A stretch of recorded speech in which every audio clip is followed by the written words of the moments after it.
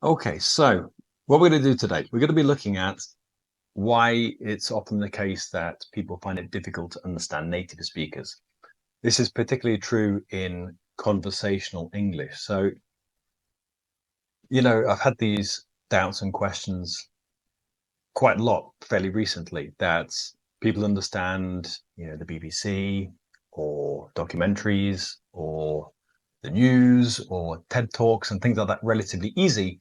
But when it comes to having conversations with native speakers, or even the kind of video where there's a conversation happening, or even in that case, films and series where there's conversation happening, a lot of non-native speakers miss a lot of information. And it's really because as we speak in conversation, there's a lot of, well, spoken English, let's say, and certain things that happen when native speakers are speaking in a conversational style that make it difficult to understand everything that the person is saying. And also, this is something that we looked at quite recently related to connected speech, in that when we're speaking, we kind of things get a little bit compressed and it makes it harder to distinguish each word that a person is saying in a conversation. And typically in a conversation as well, if you miss one part of a sentence, one part of a phrase, one word even, you miss the whole sentence or misunderstand, or you don't hear the tense that the person is speaking in.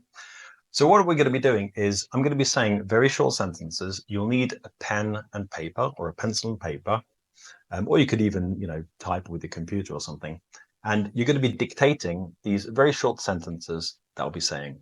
And then what we'll do after you've dictated them, I'll post them on the screen and we can look at, first of all, if you dictated them correctly. And then also I'll explain why each of these sentences can be difficult to understand and why people often don't hear each word perfectly or completely misunderstand what the person is saying.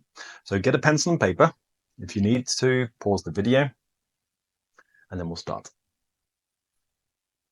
So what I'm going to be doing, I'm going to be saying, as I said, a series of very short sentences, because again, in spoken English, conversational English, we don't normally say very long sentences.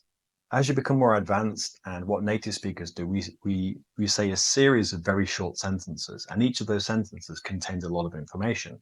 Because in true conversational style, I say a short sentence, you respond, then you say something or ask a question, then I respond, and that's just how it is in most languages. So it's a very quick exchange of short, densely packed sentences. And if you don't hear everything perfectly, well, you're going to misunderstand what the person is saying. So get your pen and paper ready, and I'm going to say each of these sentences or questions, because a few of them are questions. I'll say each of them twice.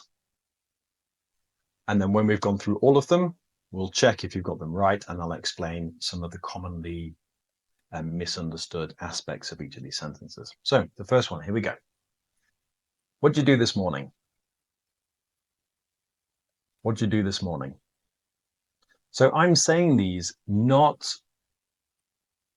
pronouncing each word perfectly, but rather I'm saying them as most native speakers would say them in conversation. So that's another thing to consider. So that's going to give you a few tips and hopefully clues as to what I'm actually saying in each of these sentences. So I'll repeat the first one twice again. What did you do this morning? What did you do this morning? The next one. You wouldn't, would you? You wouldn't, would you? Next one. He doesn't like it. He doesn't like it. Next. I didn't go to the meeting. I didn't go to the meeting. Next. I don't know what they're doing. I don't know what they're doing. Next. We went for a run. We went for a run. Next. What are you doing? What are you doing? Next. Where are you off to? Where are you off to? Next one. You couldn't have seen him. You couldn't have seen him. Next. She's going to go to the bank. She's going to go to the bank. Next one. She's got to go to the bank. She's got to go to the bank. They sound similar, but they're different. Next. She can do it very well. She can do it very well. Next one. She can't do it very well. She can't do it very well. Next one. They want to go. They want to go. Next. They won't go. They won't go. Next one. Why'd you go on Monday? Why'd you go on Monday? Next one. Where'd you go? Where'd you go? Next one. Why'd you do that? Why'd you do that? And the last one is an answer to the previous question. Because I was bored. Because I was bored. Okay. So if you need to, you can go back and listen to those again and dictate them again, or check or listen to them again to make sure what you've written is correct. But we're going to check them now together. So I'll bring up the whiteboard and we'll check, and hopefully you'll have got at least some of these correct. So the first one, let me get my notes. The first one was, what'd you do this morning? What'd you do this morning? What'd you do this morning? Hopefully you got it written like that. So what did you do this morning? That's how we would pronounce it if we're pronouncing each word perfectly, but that's not how native speakers speak when we're in conversation. So this becomes, what'd you do this morning? And what you hear is that what did you becomes what'd you do this morning? Now we know it's past here, even though you don't hear did, it can only be past because it's this morning. Okay, we can't ask what do you do this morning, so it can't be what do you do this morning, it can only be the past. So this is to show you that did you becomes due, and do you also becomes due. Now you'll know, or you should be able to know if it's do you or did you, depending on the context. So in this case, we've got this morning, so it can't be what do you do this morning. It'd be a very strange question to ask. It would be, if it was that, you would ask, what are you doing this morning, if we're still in the morning. So this can only be, what did you do this morning? Next one. You wouldn't, would you? You wouldn't, would you? So this is what we got. You wouldn't. So again, this isn't pronounced wouldn't. You will sometimes hear people saying that, particularly on the BBC or in other kind of context like that. But in normal conversational style, wouldn't becomes wouldn't. Wouldn't. You wouldn't, would you? And again, would you becomes would you. Would you? So it sounds like a j sound between the d and the y. Ju. You wouldn't, would you? Next one. He doesn't like it. He doesn't like it. He doesn't like it. So you probably got he doesn't like, but I'm not sure if you heard the it. So often what happens in spoken English, the T disappears when it's at the end of the sentence. Not all native speakers will do this, and you certainly won't often hear this on the BBC, for example, but in conversational style, the T becomes so small that it's almost inaudible. He doesn't like it. We don't actually pronounce the T, it, on the end. He doesn't like it. You can, and you will hear it, but certainly not always. Next one. I didn't go to the meeting. I didn't go to the meeting. I didn't go to the meeting. But often what happens, didn't becomes didn't. I didn't go. I didn't go. I didn't go. I didn't go to the meeting. So that's something you need to be very careful of. Past simple, negative with didn't. Often it sounds like didn't. And this is particularly true in American English. The next one was, I don't know what they're doing. I don't know what they're doing. I don't know what they're doing. I don't know what they're doing. I don't know what they're doing. I don't know. I don't know. I don't know. This is where you often see I don't know written like this. I don't know. I don't know. I don't know. Because this is what it sounds like when native speakers say it. Again, you will sometimes hear, I don't know, but I don't know. I don't know is the most common way to say, I don't know. That's what it sounds like anyway. He went for a run. He went for a run. He went for a run. So what happens here? We hear that the T disappears. He went for a run. He went for a run. For becomes the. He went for a run, but the T is there, but we don't often pronounce it, which means that you won't often hear it. He went for a run. What are you doing? What are you doing? What are you doing? What are you? What are you? What are you? What are you? What are you? What are you? What are you doing? What are you doing? That's the most common way to ask, what are you? What are you doing? What are you watching? What are you cooking? What are you, whatever. It's all, what are you? The next one, where are you off to? Where are you off to? Where are you off to? Where are you becomes where you, where you, where you, where you off to? Where you off to? Where are you off to means where are you going? Where are you going? Where are you going? Often if it's just where are you going, are disappears. Where are you going? Where are you going? So where you off to is that. So where are you? Where you? Where you? You couldn't have seen him. You couldn't have seen him. You couldn't have seen him. You couldn't have. You couldn't have. Couldn't have. Couldn't have. So what happens is the D disappears in couldn't, and the T disappears also. Couldn't have. Couldn't have. You couldn't have seen him. You couldn't have seen him. He's on holiday. You couldn't have seen him. So you want to be careful with that. She's going to go to the bank. She's going to go to the bank. She's going to go to the bank. She's going to go to the bank. She's gonna is the classic going to. She's gonna go to the bank.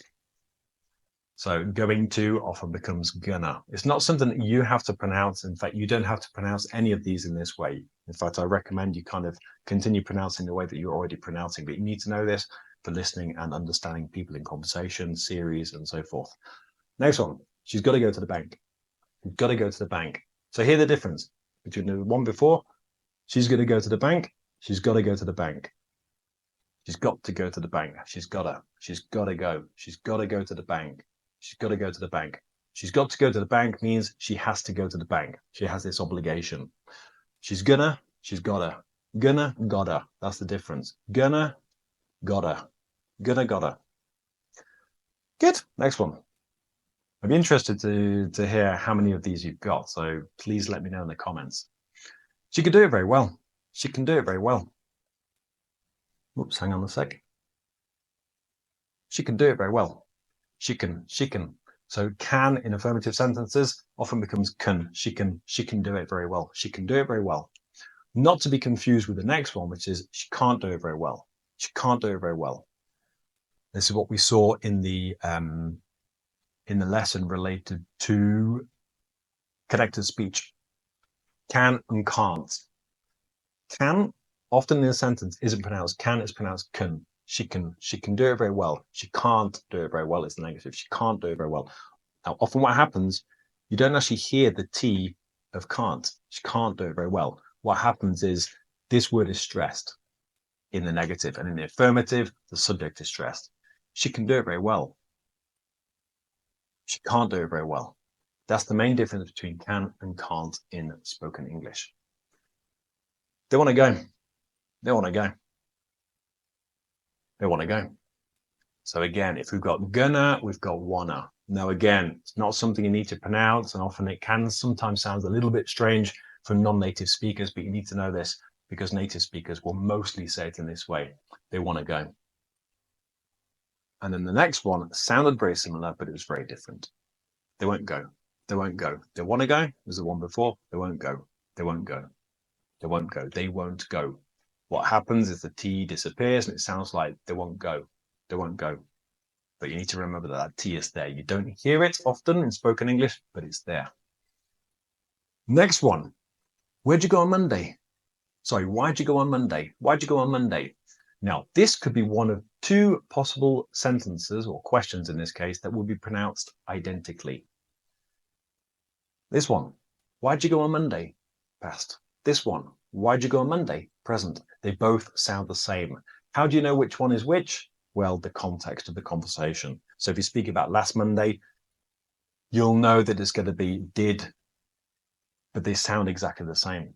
Why'd you go on Monday? And why'd you go on Monday? They do sound identical, but you need to be careful with this. Did you becomes j, do you becomes j, the same. J. So you need to be careful with that. Next one we've got, again, a similar kind of thing.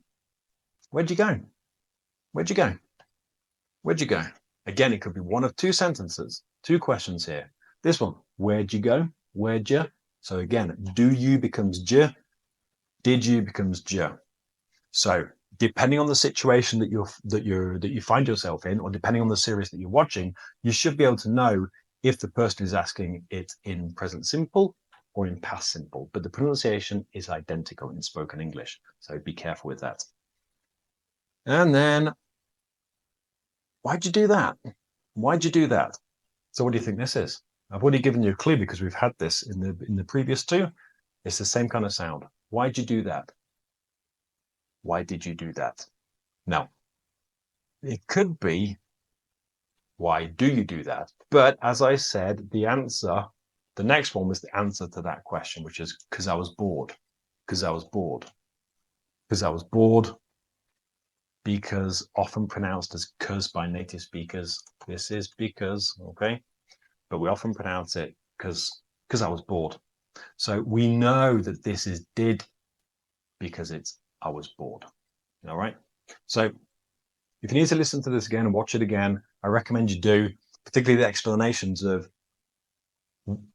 what you're possibly going to be mishearing and why you're going to be mishearing those. So these are just some examples, but these can be extrapolated to all kinds of different sentences that contain these modal verbs, the auxiliary verbs in the negatives, can and can't, going to, all of these. So you want to watch out for these because they're very, very common. This is how most native speakers speak when we're in relaxed, informal, spoken English, which constitutes the majority of English conversations. So if you need to watch it again, I recommend you do, and be careful when you're listening.